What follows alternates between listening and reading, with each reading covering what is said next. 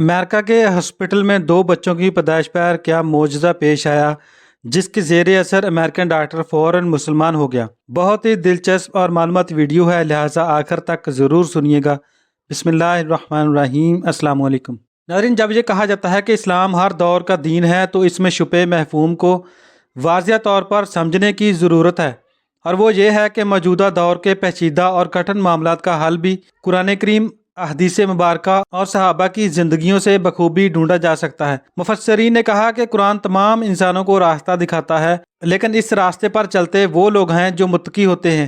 جس طرح ایک طالب علم کے لیے کتاب میں وہ سب کچھ ہوتا ہے جس کو پڑھ کر اور سمجھ کر وہ امتحان میں سوالوں کے جواب لکھ سکتا ہے، لیکن ہر طالب علم کتاب سے فائدہ نہیں اٹھاتا، بلکہ وہی طالب علم اٹھاتا ہے جس کے اندر پاس ہونے کی تمنا ہوتی ہے، جسے منزل پانے کی لگن ہوتی ہے، جو کتاب کے ہر حرف کو اپنی زندگی کا محور بنا لیتا ہے۔ اسی طرح قرآن مجید پڑھتے تو بہت لوگ ہیں، لاکھوں غیر مسلم اس کا مطالعہ کرتے ہیں، لیکن یہ ہدایت انہی کو دیتا ہے جو اس سے ہدایت چاہتا ہے۔ ناظرین، قبول اسلام کا یہ واقعہ جو آج ہم آپ کو سنانے جا رہے ہیں وہ حیرت انگیز بھی ہے اور سبق آموز بھی۔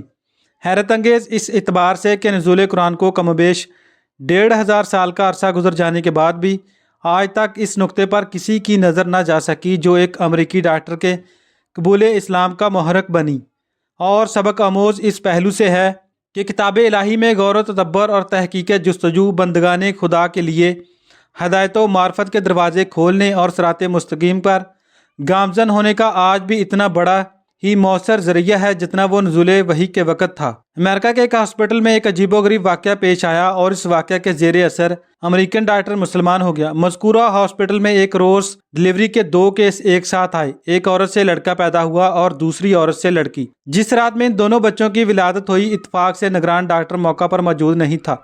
دونوں بچوں کی کلائی میں وہ پٹی بھی نہیں باندھی ہوئی تھی جس پر بچے کی ماں کا نام درج ہوتا ہے، تو نتیجہ یہ ہوا کہ دونوں بچے غلط ملت ہو گئے اور ڈاکٹروں کے لیے یہ شناخت کرنا مشکل ہو گیا کہ کس عورت کا کون سا بچہ ہے، حالانکہ ان میں سے ایک لڑکی تھی اور دوسرا لڑکا۔ ولادت کی نگرانی کرنے والے ڈاکٹروں کی ٹیم میں ایک مسلمان مصری ڈاکٹر تھا جس کو اپنے فن میں بڑی مہارت حاصل تھی، اور امریکن ڈاکٹروں سے اس کی بڑی اچھی شناسائی تھی، اور وہ اپنے اسٹاف کے ایک امریکی ڈاکٹر سے گہری دوستی بھی تھی۔ دونوں ڈاکٹر سخت پریشان تھے کہ اس مشکل کا حل کیسے نکالا جائے۔ امریکی غیر مسلم ڈاکٹر نے مصری ڈاکٹر سے کہا کہ تم تو دعویٰ کرتے ہو کہ قرآن میں ہر طرح کے مسائل کا احاطہ کیا گیا ہے، تو اب تم ہی بتاؤ کہ ان میں سے کون سا بچہ کس عورت کا ہے۔ مصری ڈاکٹر نے کہا کہ ہاں، قرآن کریم میں بے شک ہر معاملے کا حل ہے اور میں اسے آپ کو ثابت کر کے دکھاؤں گا، مگر مجھے ذرا موقع دیجیے کہ میں خود پہلے اس معاملے میں اطمینان حاصل کر لوں۔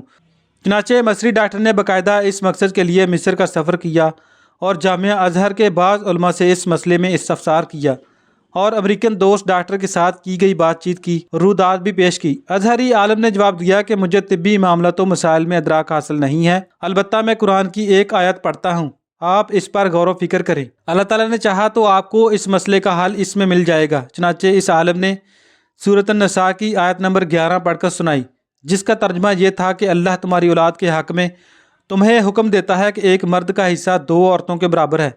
مصری ڈاکٹر نے اس آیت میں غور و فکر شروع کر دی اور گہرائی میں جانے پر اسے اس مشکل کا حل بالآخر مل ہی گیا۔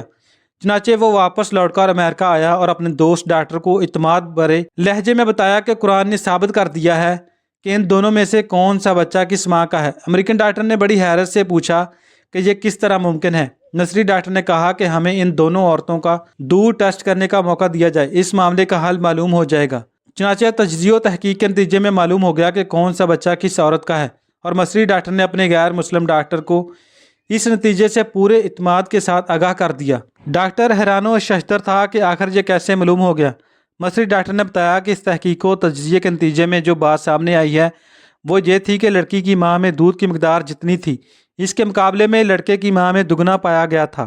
مزید برآں لڑکے کی ماں کے دودھ میں نمکیات اور وٹامن کی مقدار بھی لڑکی کی ماں کے مقابلے میں دگنی تھی۔ پھر مصری ڈاکٹر نے امریکن ڈاکٹر کے سامنے قرآن کریم کی وہ متعلقہ آیت تلاوت کی، مرد کا حصہ 2 عورتوں کے برابر ہے، جس کے ذریعے اس نے اس مشکل کا حل تلاش کیا، اور جس مسئلے کو حل کرنے کے لیے دونوں ڈاکٹر نہایت پریشان تھے۔ چنانچہ وہ امریکی ڈاکٹر فوراً ایمان لے آیا۔ چنانچہ ایک ایسا ہی واقعہ حضرت علی المرتضیٰ رضی اللہ تعالیٰ عنہ کے زمانہ میں بھی پیش آیا تھا۔ 1400 سال پہلے اسلام نے اس طرح کے پیچیدہ مسائل کو لمحوں میں کس طرح حل کیا تھا، اس مقصد کے لیے وہ واقعہ यहाँ पेश किया जा रहा है। आप रज़ी अल्लाह ताला अन्हो के ज़माना खिलाफत में दो औरतों की एक ही जगह और एक ही रात में ज़चगी हुई। एक लड़का और दूसरी लड़की थी। लड़की वाली ने अपनी लड़की को लड़के वाली के झूले में डालकर लड़के को ले लिया। लड़के वाली ने कहा कि लड़का मेरा है। ये मुकदमा आप रज़ी अल्लाह ताला अन्हो के पास आया। आप रज़ी अल्लाह ताला अन्हो ने हुक्म दिया कि दोनों औरतों के दूध वज़न किए जाएं। जिसका दूध वज़नी होगा तो लड़का उसका होगा। नाज़रीन, कुरान मजीद हमारे हाथों में है और हम ज़लीलो ख्वार हो रहे हैं, महकूम हैं, मगलूब हैं, खौफज़दा हैं, गरीब, अनपढ़ और जाहल हैं, अलग अलग फ़िरक़ों में तकसीम हैं। ये ऐसा ही है जैसे आब हयात हाथ में है और तड़प तड़प कर जान दे रहे हैं। कुरान से तो हम जिन भूत भगा रहे हैं, इसकी आयतों को तवीज़ बनाकर पहन रहे हैं, इसको पढ़कर अपने मरहूमैन को बख्शवा रहे हैं, जबकि जिंदों की ज़िंदगी मुसीबत बनी हुई है। ये तसाद सिर्फ इसलिए है कि हम कुरान को झाड़ फूंक जंतर मंतर की किताब समझ बैठे हैं। हम भूल गए कि ये किताब हमें इसलिए दी गई थी कि हम इसके मुताबिक ज़िंदगी गुजारें, हमारा अकीदा कुरान के मुताबिक हो, हमारी इबादत और मामलात कुरान के मुताबिक हो। तारीख़ इस बात पर गवाह है कि जब हमने कुरान को अपनी ज़िंदगी का मंशूर बनाया तो इसने हमें ताजो तख्त अता कर दिए, हमें दुनिया का इमाम बना दिया। तो नाज़रीन, अल्लाह ताला से दुआ है कि अल्लाह ताला हम सबको कुरान मजीद की तालीम पर अमल पैरा होने की तौफीक अता फ़रमाए। आमीन। Thanks for watching. अल्लाह हाफ़िज़।